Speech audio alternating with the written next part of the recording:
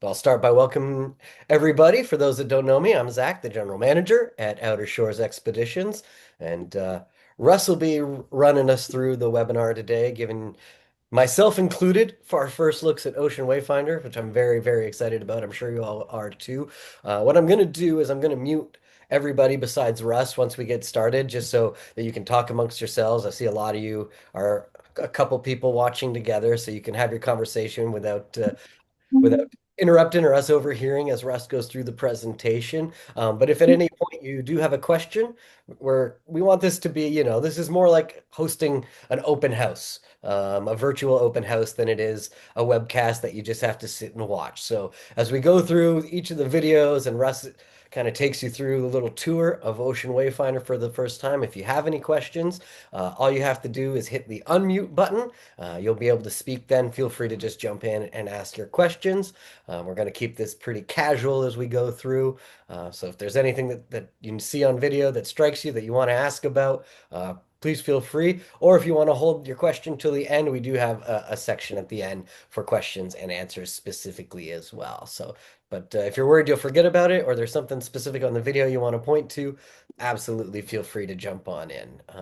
And with that, I guess I'll hand it over to Russ to introduce us all to the newest member of the Outer Shores Expeditions family, Ocean Wayfinder. Take it away, Russ. Amazing. Thanks, Zach. And I'll just add that you can also write questions in the chat and you can stick your hand up. I saw John Lane, you've got your hand up. Can you hear us okay? I sure can. And good morning, everyone. Russ, I just wondered, noted that the session is being recorded. Will that recording be available for family members who were unable to attend? Absolutely. Yes, it'll be on our website and posted on our YouTube channel for sure. Oh, perfect. Thank you. And for all of you that registered, we're actually just going to send you the link directly as well to your inbox. So you'll have it there once we've got it up and uploaded to YouTube on Monday morning. Awesome. Thanks for that question, John. Great to see you again. And yeah, this is one of my favorite things to do, everyone. It's like a huge Outer Shores family reunion. And so to all of you that have been on board before over many years, and to all of you that haven't, and welcome aboard. It's great to have you here. And we're excited to introduce and share with you Ocean Wayfinder. And so I'm just going to jump right in here. I'm kind of laughing a little bit because Ocean Wayfinder just literally arrived here in Mill Bay 2 weeks ago. So it's brand new to us. And until then, we haven't had any imagery at all, except a few shots that we were able to get in the spring. And we did some photoshopping and doctored things up a little bit just to get started until we got this. So this is James Thompson helped us with this and added some picture passing cloud on the wall and stuff like that. So there's a few things coming, and then yeah, much more professional photography and videography coming in the days ahead. So let's dive into it. Click here. So just to give you a big picture here, I am going to spend, especially for the benefit of those that haven't traveled with us before, just to speak a little bit about the nature of Outer Shores and what we do.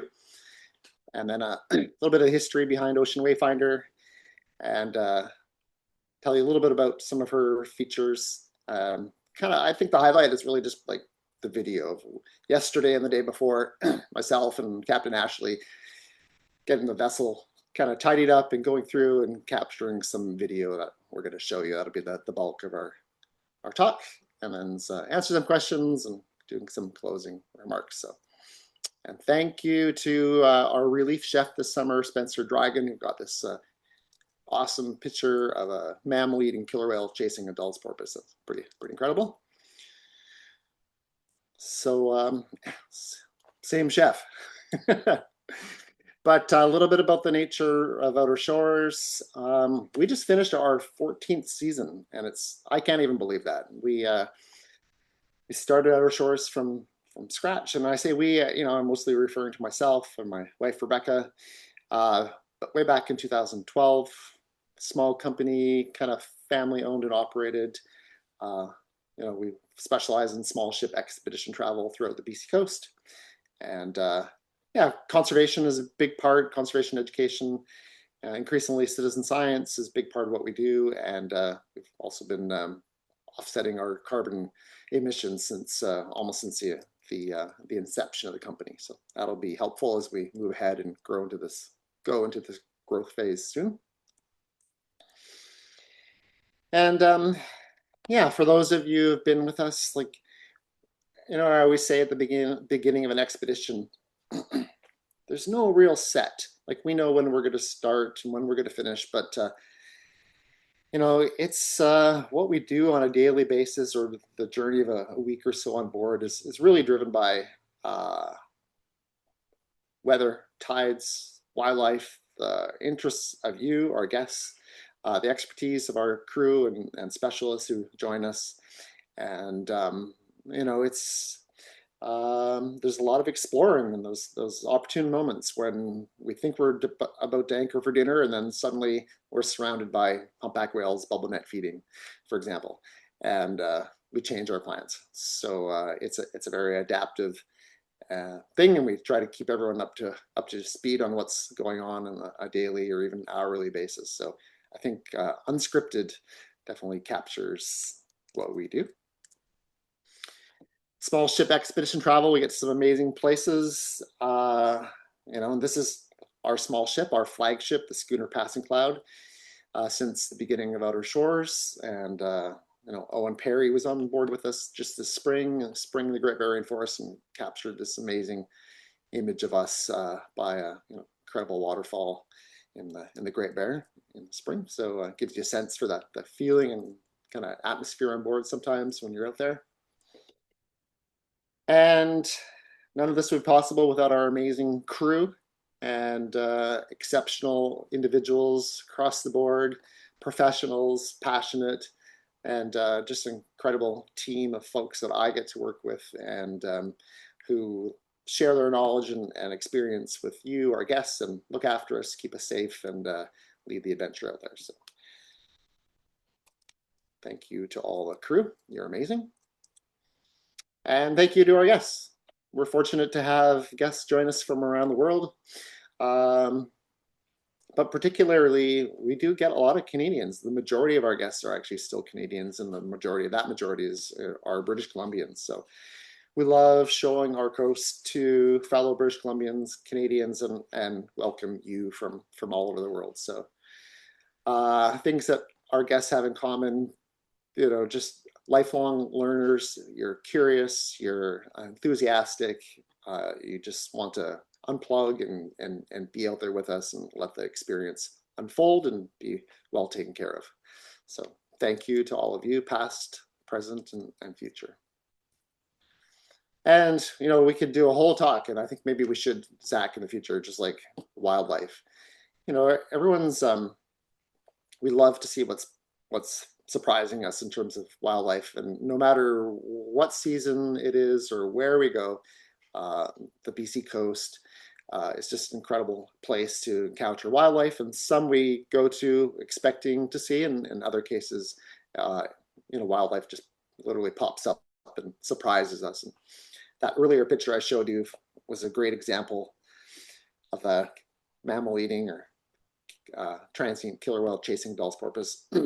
Literally a day when we're just like transiting, rainy, quiet day, and suddenly there's killer whales like leaping in the air, and we've just stepped into this epic predator-prey interaction that we're lucky enough to see, or in this case, a mom and who's still nursing a young grizzly bear cub, and so on. So this is what addicts us to all of us to just being out there. It's never ending, never gets tired.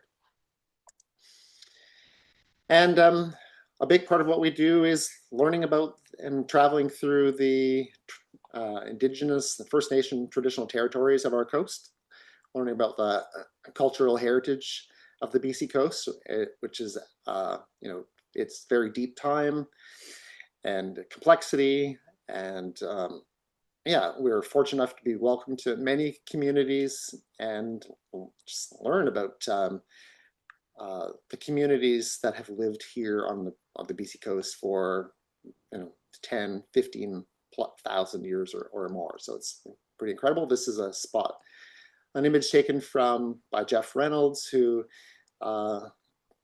joined us here at the it's called the Skangwai UNESCO World Heritage Site in Haida Gwaii. So one of the most amazing places you can join and visit. And finally, and then Rick Verbeek, I added this for you because Rick always says, Russ, you didn't say enough about the food. And it's hard to say enough about the food, but we are very proud of our incredibly talented chefs, and we have a great, exceptional culinary program on board, and our chefs who keep us, fed, incredibly well fed throughout our journey. So thank you to our chefs, and yeah, for taking such great care of us out there. And then finally, at least last but not least, Passing Cloud is a sailing vessel. Ocean Wayfinder is certainly a sailing vessel. We love just being out there and cruising. We sail whenever we can, and we explore. There's just that sense of exploration as we go through the day, and what it's even better if we can put up the sails and shut off the engines and just cruise under sail power alone, like we're doing this day here, just close to Bella Bella back in June of this year. And thanks to Owen Perry for managing to get a drone up and capture this pretty awesome moment. So moving on to Ocean Wayfinder. Again, this was a doctored, an AI generated image based on what was available. The reason why we did this back in April and May when we were starting to announce Ocean Wayfinder is that she's coming from another company that's currently operating and continuing to operate on the BC coast. And while they're generously and very collaboratively passing and sharing and selling Ocean Wayfinder to outer shores, understandably, they don't want to lose any business. And yeah, so we're not referring to the company that's coming from or the previous name that it was operating under. So we're just in the process now that all the legal and registration work has been done with the vessel that we're officially changing the name over to Ocean Wayfinder. So I'm excited to show you some real imagery soon. So just a little bit of history about the vessel herself. She's designed by Canadian naval architect Stanley Huntingford. In 1984, she was commissioned and built as a private yacht by Cooper Boats. And Cooper at that time called this line of vessels a Maple Leaf 68. As far as we know, there was 3 ever built. And there's another one operating on the BC coast. And as far as I know, we don't know where the 3rd one is. And they're just incredible vessels. This one was designed, they were hoping to take it around the world. They ended up in the Caribbean and Central and South America, and spent the majority of its life in Venezuela just as a yacht. And then in the early 2000s, same company that has sold her to us brought her back to British Columbia, bought her and brought her up, did a reconfiguration and a major refit. So she's been operating here for the past 20 or so years. It's a very highly respected ecotourism vessel on our coast. And maybe interesting to note that back 20 years ago, I had the pleasure of operating this vessel and her sister ship, and as captain throughout the coast. And so it's actually pretty amazing for me personally, for my journey to kind of come full circle and to be now the owner and steward of this incredible ship. So pretty happy about that. Click. We'll go into all of the details, and we'll eventually have lots of specs available on board. But I think the thing I really want to stress is that, and I say this without taking anything away from our beloved Passing Cloud, but Ocean Wayfinder is a very purpose-built vessel, carefully designed to do what she's doing. Whereas Passing Cloud was designed more as a fishing vessel and coastal trade, and she's been adapted for as a passenger vessel and charter vessel. Excuse me, Ocean Wayfinder was really designed to do, and I'm sure you'll see what I mean as we go through this. So she's about 70 feet or 21 meters. She's built in fiberglass. She's ketch-rigged. She is Transport Canada certified, and as a passenger vessel, and she's a expedition sailing vessel. She has twin diesel engines, and the redundancy of having two redundant and separate propulsion systems is pretty amazing. The engines are almost brand new. They were just installed a few years ago. They're just probably still in the break-in phase, which is a huge bonus for us. Super quiet. I mean, very quiet. When you're in the wheelhouse and motoring at cruising speed, you're just talking at kind of average, room. I was going to say temperatures, but audio levels. And then being modern as well, these engines burn at higher RPM and lower emissions. There's a good sized generator on board to power a lot of the amenities, including we'll joke about sometimes on perhaps on Passing Cloud. Hey Russ, is there any hot water? It's like, yeah, just give me a half an hour. But the generator will there'll be an abundance of hot water, an abundance of water overall. And as I noted below, electric cabin heat, lots of galley appliances. I'll show you. There's charging stations in all the cabins, and many more. She's set up to sail really easily. Both the mainsail and the mizzen sail are in mast furling, so it's just, you don't have to lift it. It's just a matter of pulling them in and pulling them out.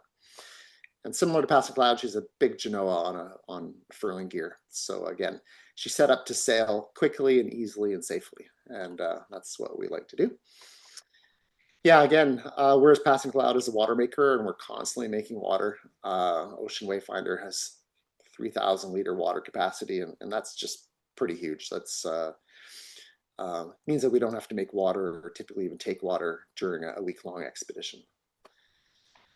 She'll tow 2 original inflatable skiffs with outboards, and again, there's that wonderful redundancy and safety with having a second skiff. And we're just in the process of having a new skiff built for us right now. And then we're figuring out our configuration, but we'll have probably four sea kayaks or more. Okay, we're drilling down here. So give you the picture of how it looks. I'll just go through some of the highlights here. So we're generally going to have 10 guests. She can take 12, but typically we're aiming for 10. And that'll give us room for 4 and sometimes 5 crew. And those crew being our captain, like a mate guide, a deckhand guide, chef. And very often we're lucky enough to be joined by specialists, friends and colleagues who can join us for a trip or maybe 2 a year, and are experts in a particular area of biology or ecology, archaeology, or marine mammals, and so on the coast. So we want to have room for them as well. That'd be great. 2 showers, lots of hot water, and one of the things that everyone comments on in Passing Cloud is that we have this beautiful big library, and although it's not quite as big, this is Ocean Wayfinder has a pretty awesome library, and that lots of space, and we'll build that out, and I'll show you that in a bit. Maybe the feature of the vessel really is the main salon and dining area. Big high ceilings, windows. When you're below deck and sitting in the library or the salon, you can see out the windows, you can look through a portal and not feel like you're missing what's going on. Lots of beautiful wooden cabinetry, books, charts, and just lots of common spaces to spread out, share meals and stories and our adventures. So I'll come back to this layout a little bit as we go through, but the cabins are numbered from 1 to 8 with 2 crew cabins up forward, cabins 1 and 2. A head here that's, de facto will probably be used more by crew, but it's available to everybody. Galley, forward, starboard side, salon, and then cabins 3, 4 ahead. The aft cabins 5 and 6. These are the double berths, which I'll show you. And another head, cabins 7 and 8. Okay. I'm trying to remember that I've drank a lot of coffee today, so I'll try to talk too quickly. Okay, here we go. So here's a walk from just a slow dock sidewalk. Notice how high we're looking up. She has a lot of freeboard.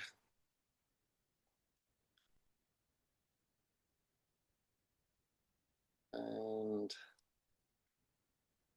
I'll just go through that again. Again, we haven't changed the lettering on the boat as well, so I'm just being cautious about that as well. Okay. So big and beautiful. And there's a dock walk around. Right. Coming up the port side. So notice the big windows, lots of handrails, high lifelines, lots of places for sitting, standing, holding on.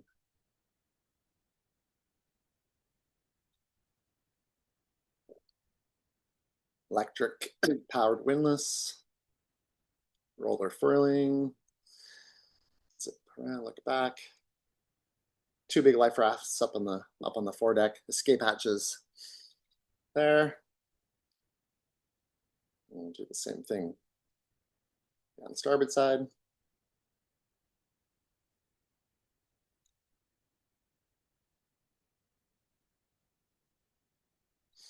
And this is all at the Mill Bay Marina yesterday and the day before. So, and one of the things I really love is this aft. I mean, I love the wheelhouse, but I also love this aft cockpit area. It's got an awning up over top of it right now. It won't always. Just outside seating. And then double doors, and they can be double opened flush into the wheelhouse. No big 18-inch step into the wheelhouse like Passing Cloud. And as I go through these, if anyone has any questions, you're welcome to put up your hand or shout or stop me. We got a question from John Lane here, Russ. If Yeah, can one see outside from the galley? say what was it? Sorry, I missed the question. Yeah, can you see outside from the galley? Oh yeah, there is a porthole and there are high windows, but admittedly, it's not the same exceptional visibility like on Passing Cloud. I'll show you a picture from inside the galley though, for sure. John, I think you're advocating for our chefs, understandably. That's great. One of the things we've talked a lot about Passing Cloud is just the access. And so here we are, how you get on and off the vessel. This will be huge for everyone. Wheelhouse, aft escape hatch, but has this awesome transom stairway, 1, 2, 3, 4 steps down onto a big aft platform or swim grid. We do get swimmers. Beautiful stainless steel uprights for securing the skiff against and for helping ourselves in and out of the vessel. And folks, you're going to love this. We can nudge the bow of the skiff right into it. We can come parallel to the stern, and just super easy to get in and out and have all that support. So that's, yeah, a huge thing for us. And another look, here we are coming off of it, looking back up. There's these 3 storage lockers on the back end of the aft cockpit, fire pump, shore bag, band ship bag, and flammables, all that stuff outside there in these awesome lockers. As well as deep, you can just see them at the top of the stairways on either side. Those are locker tops or hatches into deep lazarette storage for all kinds of things. So tons of storage. And a nice look at the wheelhouse.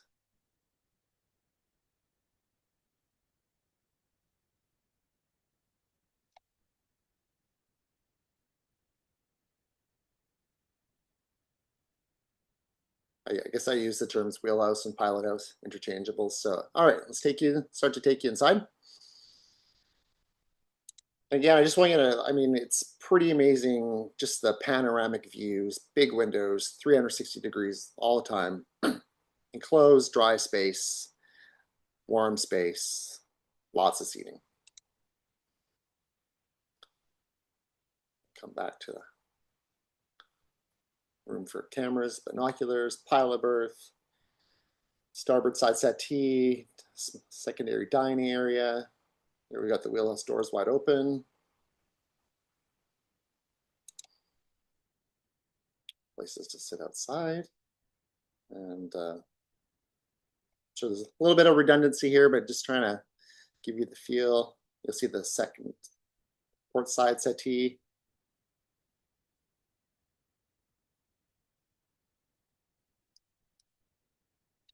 And access to the deck on either side of the enclosed cockpits. So super safe.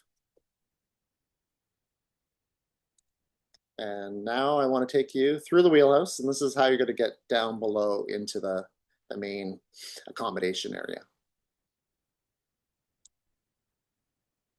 It's true. It's a spiral staircase.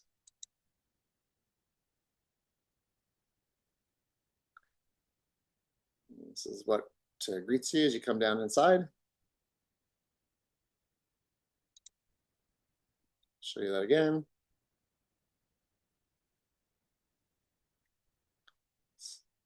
Really great access is my message.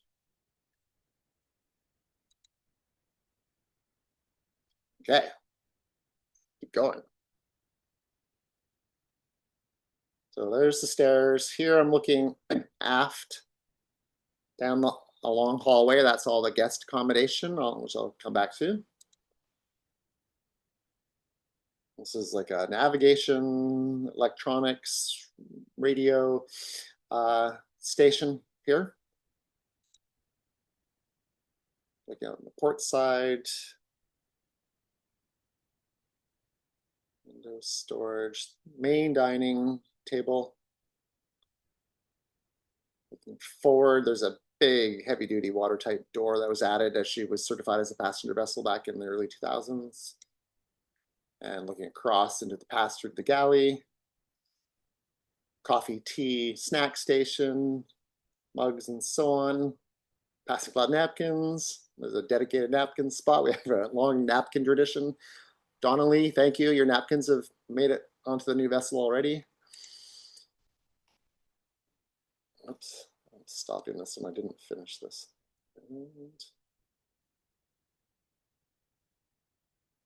And just, this is a really cozy spot for sitting and reading.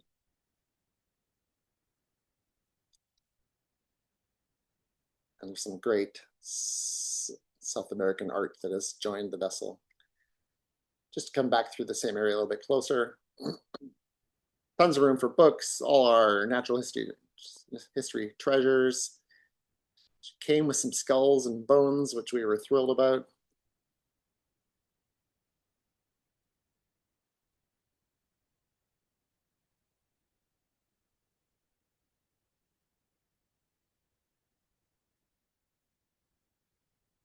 And back to the nav station.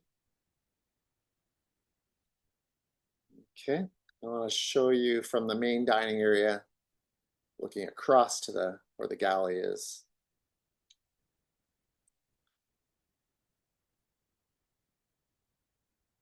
And oh, that's a bit redundant. That's me. Again, there'll be a professional photographers coming soon, I promise you. Okay, so if you're in the coffee tea station, you kind of go forward a little bit, look down at the galley. Big electric range, electric oven, stovetop, huge stand-up fridge. There's a big freezer up forward. There's the porthole, John. There's the high windows, and in fact, there's skylights up above as well. So we'll go back again. And for our chefs, our chefs haven't even mostly seen the vessel, so it's a really great space. Lots of room, really well set up. And whereas it doesn't have this same visibility, I think we'll find that our chefs are able to blast through meal prep a lot quicker with the appliances and the space as well, and be able to have more time to come and join us on adventures. And from the inside, passing the fridge on our left-hand side. Knife rack, grates, electric stovetop. We'll eventually change this into an induction stovetop. Convection oven, electric coffee makers, blenders, and all that stuff. Big double sink. We'll eventually add a carburetor and maybe even a dishwasher. We'll see. And yeah, so that's gives you a sense for the galley. And now, okay, we're going to walk through the cabins. So cabins 1 or 2 are the 2 crew cabins up forward. So 1, 2 berths, over under, skylight, and porthole. Locker, storage, right next door, cabin. Oh, sorry. That was my bad. Technical difficulties, sorry about that.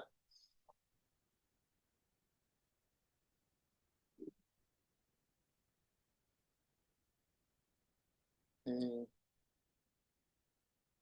big door into the chain locker, you might have noticed. Original cabinetry on the starboard side.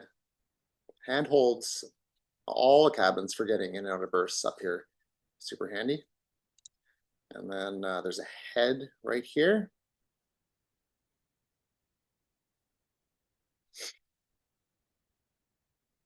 See, it was me.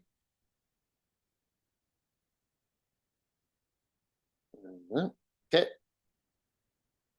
And back to the spiral staircase. Now I'm going to walk you aft into the primarily, not entirely, but primarily guest accommodation. First door you see there on the left-hand side is access to the engine room. Step down. I neglected to get engine room video, but it's an engine room I'm proud of. Almost brand new engines, really well laid out. Yeah, it's pretty incredible. So I'll give you, this is a quick walkthrough. Captain's locker. Left-hand side is cabin 3. Mate's locker, cabin 4. We'll come back. Door. First head, aft cabin. That's 5. Next to 6. These are the big double, almost queen size beds. Second head, shower. And then cabin 7. And cabin 8. Does anybody have any questions before I go through the cabins on one individually? Oh, we had Allison asking if there was enough room for 10 guests to sit at the dining table. Yeah, no, not at the big dining table. We'll have to see how many we put in there, but we suspect that we'll find what's comfortable. At least 6 around the big table across from the galley, and then secondary dining areas will be the table in the salon, and some folks may choose to have their meal up in the wheelhouse as well. We've been talking about, yeah, is there a way to make a folding table like we have on Passing Cloud? So that's a question mark, but at the moment, I don't think we'd be able to get 10 around it. But yeah, we'll spread out, and that'll allow crew to spread out with our guests as well and enjoy meals together in some of those other areas.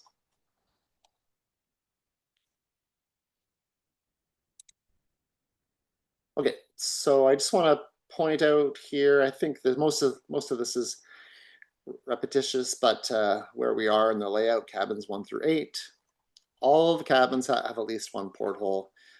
All have a big hanging locker as well as numerous drawers.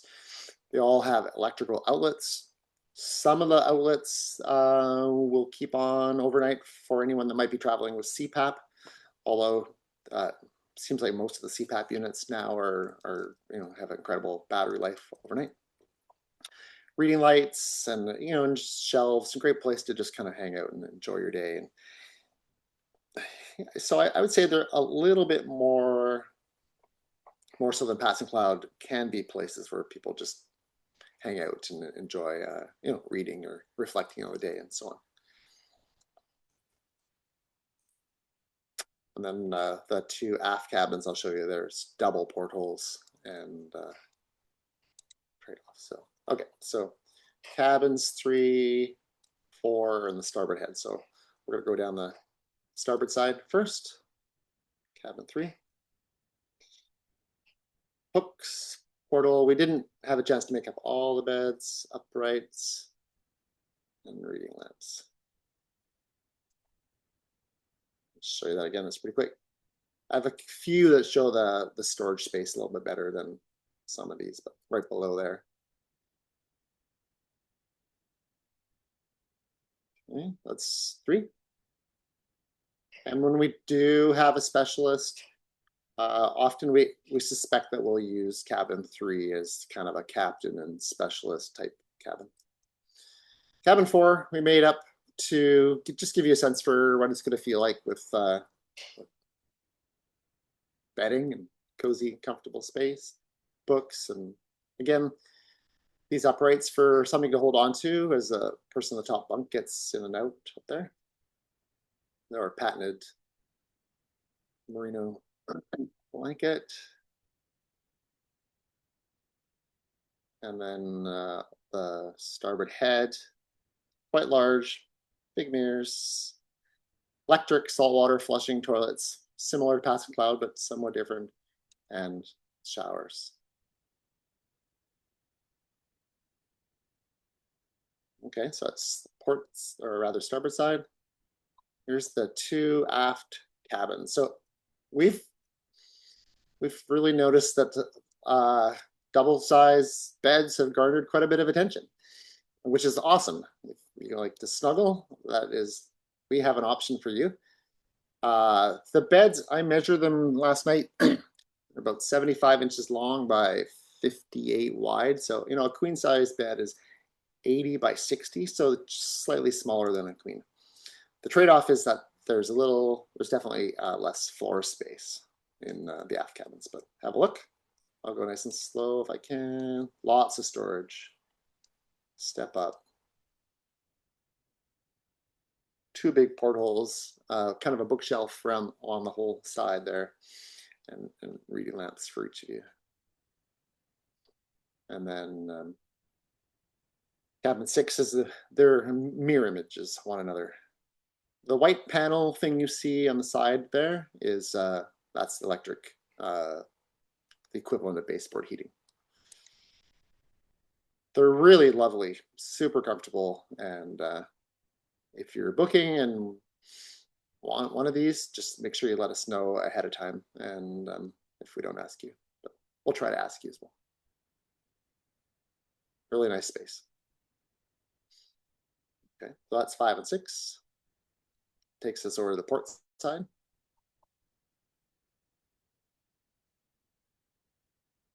And so the port side head is slightly smaller in floor space. Haven't figured out why, but it is. But basically the same kind of layout, reciprocal. Nice big showers. And then cabin 7. 7 and 8 are also the over-under style, like 3 and 4. This one shows a bit more of the lockers and storage.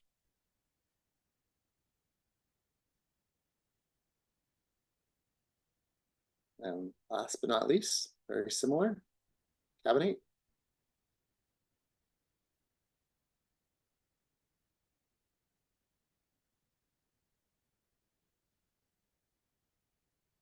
Okay, so that is your walkthrough. And yeah, just what's next. We're really excited about getting Ocean Wayfinder, what I would call OSE, Outer Shores Ready for next year. So putting our touches on things. There's some upholstery that we're going to do this year. There's some electronic favorite things that I'm going to try to get done this year. We've just ordered our new a second skiff, Polaris aluminum skiff that will tow with us. New kayaks. We'll be sticking with the Delta 10, mostly single kayaks, but all the things that you've come to know and love and enjoy about Passing Cloud, our style of bedding, and how we consume our amazing meals from our chefs, increasing our style of art. And then over the next few months, for sure, we'll be doing crew training. Myself and Captain Ashley in particular will be just taking her out on a regular basis and getting familiar with maneuvering again with twin engines and all that stuff, sailing.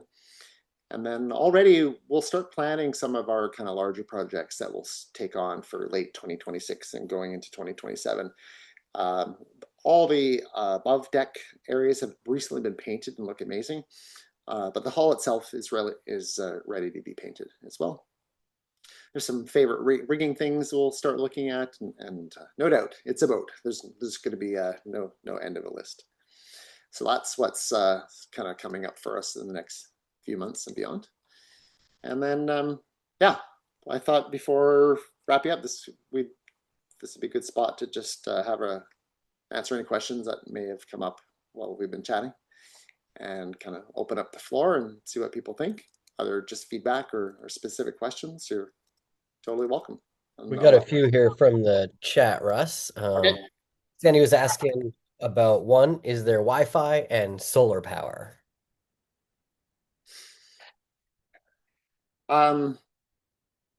So Passing Cloud, we added 2 seasons ago, we added Starlink, primarily for handling operations and logistics and, knock on wood, if we have to, like emergencies.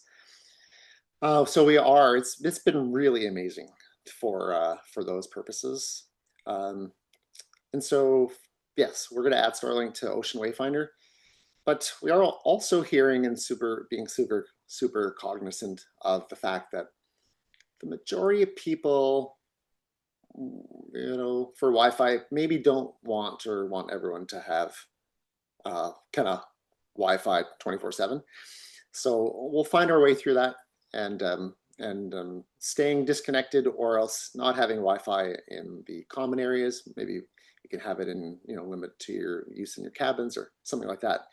Maybe the way we go, but we'll do that. We'll handle that on a somewhat case-by-case basis. But it's a huge comfort for folks knowing that they can be in touch with family and friends and loved ones while they're away. At the same time, being able to be present and unhooked out there is a pretty huge part of what we do as well. We haven't added, there's currently no solar on board, but it has a beautiful, huge cabin top, great place for adding solar. And then, so that's definitely on our radar in the short to medium term.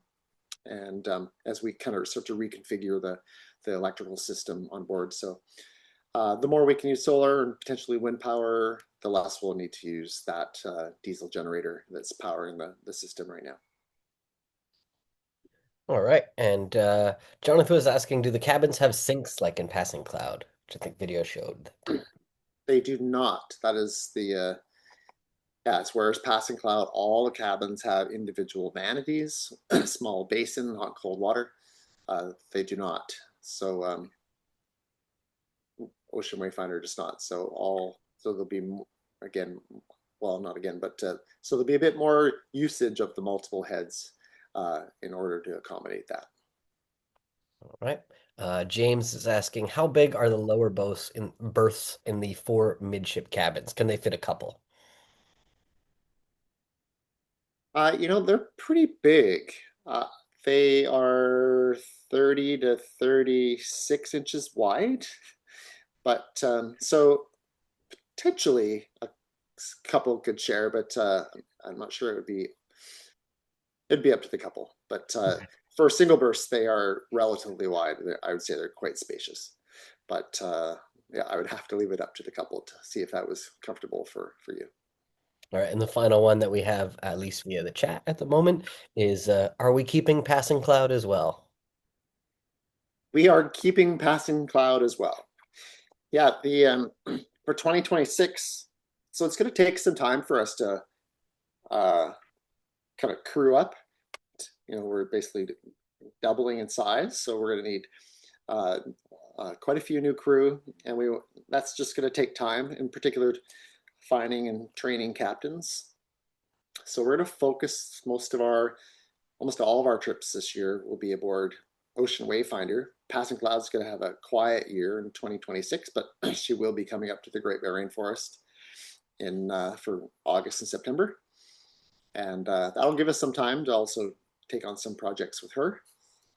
And then for 2027, we're really excited to release a new expedition schedule that will have Passing Cloud back in a more fulsome way with more crew and let us get to some places that we just haven't been able to get to. For example, really excited to get back to the west coast of Vancouver Island and maybe as far north as like New Chatlets and Cayucet and Brooks Peninsula, that kind of area where we just, normally we're in Haida Gwaii, so it's hard to be over there and down there. And similarly, some years Passing Cloud may come back to Haida Gwaii, while Ocean Wayfinder probably eventually at least by 2028, maybe 2027, but probably 2028, we'll spend a month or so in Southeast Alaska each year, or maybe every other year. We'll see how that goes. And there's some breaking news that we'll announce early next year, but I'll share with you now that we're in the process of establishing a small kind of companion not-for-profit organization that we're going to direct a lot of our sort of research and citizen science and education type activities into, and direct the Oceans Fund contribution that all of our guests have been contributing to. And but it's just recently been formalized as the Outer Shores Institute. So more on that coming soon. All right, we've got a couple more jumping into the chat on the side here for us. Great question from Sarah Ann. How was Ocean and who named Ocean Wayfinder? Thanks, Sarah Ann. I was excited to see you on there. Rebecca and I came up with Ocean Wayfinder. The names are tough, and somehow we came up with Wayfinder as this, many of you will know, but this sort of a traditional or indigenous, and particularly Polynesian sense or way of navigating the ocean using natural or ecological features, whether that's the swell direction and strength, or sky, or what's drifting in the ocean, smells, and wildlife itself. And that just seemed to really resonate with us in terms of the way that we try to be in tune with the ecology of the systems that we visit. So, and then we put that together with Ocean Wayfinder to make a kind of I don't know, it seemed to us a little bit more complete name. So that's how we came up with that. We're pretty happy about it, and can't wait to get you aboard, Sarah Ann. All right, we've got a few votes on the Wi-Fi situation, but we'll leave that for future conversation. Okay, great. But we've also a question from Rick asking, what's the seating like on the foredeck? Rick was a fan of the coolers out there so that he could sit on them. So where are we going to be sitting now out there? Yeah, people do sit up on the cabin top area. People do sit on the life rafts up there. And yeah, there's not a dedicated bench, and there's not a like a windlass. I know Rick's favorite spot up there on the anchor winch on top. So yeah, I think we're just gonna have to see how that feels. And but I can tell by looking at the two hard case life rafts that they've received a lot of sitting up there. But we'll figure out something nice and comfortable, and yeah, that's what I got. All right, that's all the questions from the chat on the side, but if anyone wants to unmute and ask a question that way, now's the time. Or even just sharing any of your general impressions. We'd love to hear that. Absolutely.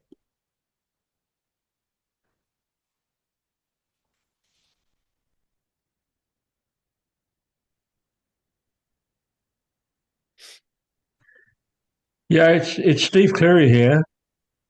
Hi, Steve. Hi. In terms of the Passing Cloud was very much a kind of performance clipper, wasn't it? It was the original pedigree of that boat from Blue Nose and the Architect. How do the hull speeds compare with the two boats when you're sailing? Yeah, I would say the even though there's similar lengths, the water line on it would be a trade-off. The obviously Passing Cloud is a much kind of finer, more shapely hull, but Yeah. she has a shorter water line than Wayfinder, but but a bigger rig by far. So, but I have sailed Wayfinder quite a bit, and she has a beautiful big main, big Genoa, and massive Jenniker when we have the opportunity to get that up. So she moves along really nicely, but you know, I think it's hull speeds will be, operationally, I think it'll be comparable for us to be able to be out there and comfortably doing 5, 6, 7, 8 knots without too much effort. Will she Yeah. do the 10 or 11 knots of Passing Cloud? We'll have to. We'll see. We'll find that out. Yeah. Okay. I remember being at the helm on Passing Cloud all those years ago, and we got a bit of a breeze up, and it was quite a thrill. It's a real thrill. I will add that as we're motoring, without much effort at all, Ocean Wayfinder cruises at like 7.5, 8 knots, kind of effortlessly, whereas Passing Cloud at relatively low RPM, maybe 1600 RPM, whereas Passing Cloud, at 1600 RPM, it's more of a sort of a 6.5, 7 knot kind of vessel. So sometimes it'll be nice to have that extra Live. knot and a half for sure. Okay. Thanks for that. Yeah, looking forward to seeing you in July, I believe. Yep.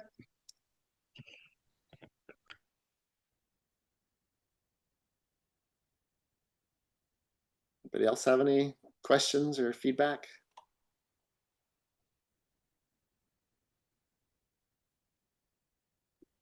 We've got a couple more here from the chat. Yeah. We're asking if we're planning on doing a dockside open house at one of the Victoria marinas before the season starts. Yeah, we haven't scheduled anything, but it's definitely something we've been talking about. So whether we're able to do that in Victoria or invite people up to Mill Bay, we're not sure yet. But please stay tuned, and certainly for our Victoria friends. And I know some of you have asked and look forward to. Yeah, we don't have to wait for a total formal event. If you're in the neighborhood and want to stop by, just let us know, and we'll or get in touch, and we'll coordinate a time. She's relatively, pretty presentable at most times. So, but stay tuned for an open house. All right, and Jonathan asking about the vibe. Do you think it'll be different than on Passing Cloud, given more guests than just the change of ship? I think the Passing Cloud and the Outer Shores vibe. It's as we go from 6 guests to 10 guests, it's definitely gonna be a little bigger, but I don't know. Sometimes it's a little bit more sort of critical mass and having plenty of space to spread out and that comfort. Uh, uh, yeah, I'm confident we're gonna have a very kind of positive vibe, and our chefs are going to be able to kind of take meals to the next culinary activities to the next level, and our education stuff. And yeah, I every time I go on board, and again, it's never to take anything away from Passing Cloud, but the more time I spend on board, I'm getting very excited about what it's going to be like for the Passing Cloud or the Outer Shores vibe on board. It'll be it's going to be great, Jonathan. All right, and one more big concern from Rick, since it seems like the chef will be a little bit more removed from guests, asking if they can help with meal prep just to keep him company. I'm sure that's appreciated by the chefs. Yeah, in my past experience working on this vessel, there's lots of opportunity to come and visit the chef and certainly help with some of the meal prep and if they want to. Chefs will happily put you to work chopping potatoes or slicing carrots and so on and sitting in that main dining area and so on. So by all means, and then we will get the chefs out with us. I'm confident that we'll get the chefs out with us more often than we do now. So that'll be good too. Awesome. Um, yeah, and then I just saw a few people asking, because they came in a little later, wondering if this recording will be available. So just reiterate, yes, we will be making this available on YouTube, and we're also going to send out the link to everybody who joined or anybody who registered, and probably in an upcoming newsletter as well. They'll be featuring that link. So if you missed or you came in late to this one, you'll have plenty of opportunities to watch it in its entirety and watch Russ's videos going through over and over again as you get yourself acquainted with Ocean Wayfinder. So, and I think, Awesome. yeah, Yeah. I think that's about it for the questions, at least from the chat. But yeah, throw it back over if anyone wants to hit the mic. Yeah, hi, this is Brian and Joanne Gaffney. We just want to say we're really looking forward to Haida Gwaii, and the boat looks fabulous. Thanks so much, Brian, Joanne. Yeah, really looking forward to seeing you again, welcoming you aboard. Look forward to it. Awesome.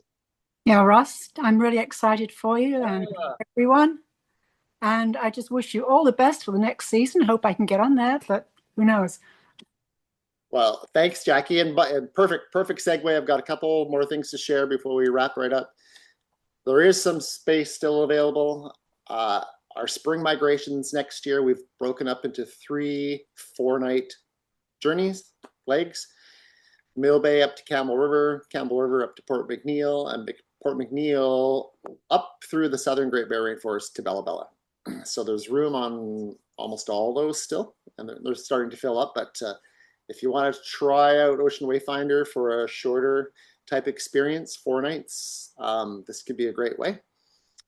There's still space in Guayhanas or Haida Gwaii, Guayhanas National Park Reserve. So get in touch with us about those. Truly one of our most amazing and favorite places on the BC coast. Fall in the Great Bear Rainforest is almost full. I think there's a couple spaces left in our first one aboard Passing Cloud, actually, and in late August. And we're going to go into out to the outside and some of the places that we wouldn't normally go to, and maybe some chances of looking for spirit bears and wolves. If it's not, if it's not dry like it was this year. And then we're also going to do the our Inside Passage fall migration again as we bring the boat home, all the way from Port McNeill back down to Mill Bay or Brentwood Bay. So there's definitely options still left for this year, and we'd love to hear from you.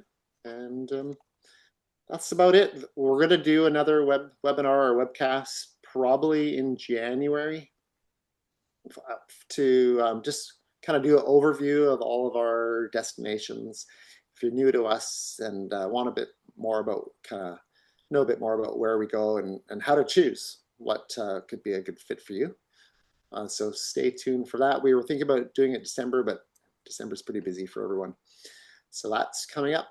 And otherwise, yeah, thanks for joining us. Ending on one of the favorite underwater videos or images I took out near Bamfield. And if you have any questions, get in touch by email or the website or phone.